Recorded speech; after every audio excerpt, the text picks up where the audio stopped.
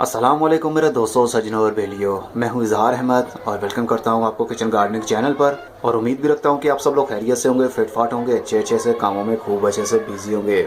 आज मैं बात करने वाला हूं रेड आइज बर्ड्स के अंदर फीमेल और मेल का पता किस तरह चलाएं। हमें कैसे पता चलेगा कौन सा मेल है और कौन सी फीमेल। बहुत ही आसान तरीका है इनको देखने का। सबसे पहले कुछ सेकंड्स के लिए अपने बर्ड्स को बहुत ही प्यार से गौर से देखिए। उनके फेस और उनके नोज के ऊपर फोकस रखें। रेड आइज बर्ड्स में फीमेल की नोज वाइट कलर की होती है और मेल बर्ड की नोज हल्की सी पिंकिश होती है, लेकिन कंप्लीट पिंक नहीं होती, ना ही ब्लू होती है। मेल का नोज हल्का सा पिंकिश में होगा या फिर ब्लूइश में होगा, लेकिन फीमेल की नोज कंप्लीट वाइट होती है। नोज का मतलब चोंच नहीं। अक्सर लोग चोंच का कलर देखते हैं, लेकिन चोंच के ऊपर देखिए आपको एक नोज दिख रही है, जो छोटे छोटे से होल्स हैं, ये इसकी नोज है। इसका आप कलर देखिए, इसका कलर ब्लूइश है। इसका मतलब ये हुआ कि ये मेल बर्ड है, फीमेल नहीं। और फीमेल की नोज वाइट होती है, ये देख सकते हैं दूसरे नंबर पर जो बैठी है ये फीमेल है। इसकी चोंच के ऊपर देखिए जो नोज एरिया है वो वाइट कलर का है, इसका मतलब ये फीमेल है। और जो बज्जीज बर्ड होते हैं, जो बजरी सिंपल बजरी होते हैं, जैसे कि ये वाला, इसके अंदर मेल की नोज का कलर ब्लू होता है, कंप्लीट ब्लू, और फीमेल का कलर भी वाइट कलर का होता है। जिस तरह रेड आइज की फीमेल का नोज का कलर वाइट होता है, ये बहुत ही आसान तरीका होता है देखने का।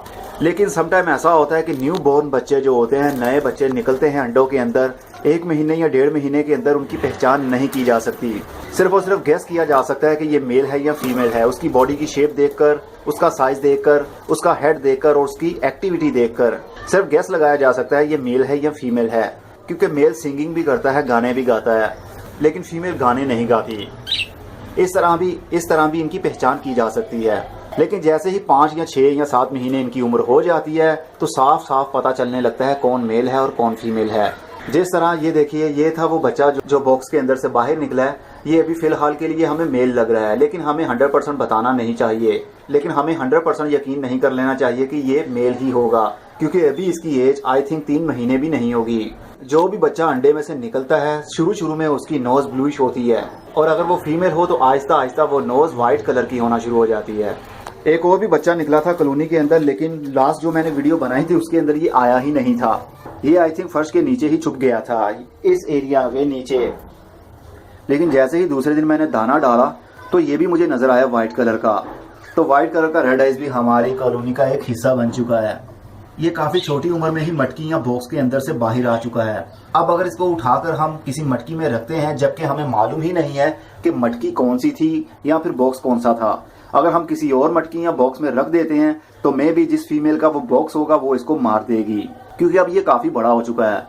अभी ये फ्लाइट नहीं कर सकता, अभी इसके बाल भी ठीक तरीके से नहीं आए हैं। तो जैसे ही कोई बच्चा मटकी से नीचे आ जाता है, जमीन के ऊपर आ जाता है या केज के ऊपर आ जाता है, तो उसको उठाकर उसी मटकी में रख सकते हैं आप जहां से वो निकला था। अगर आपको नहीं मालूम कि वो कहां से निकला था तो उसको फर्श के ऊपर ही रहने दें।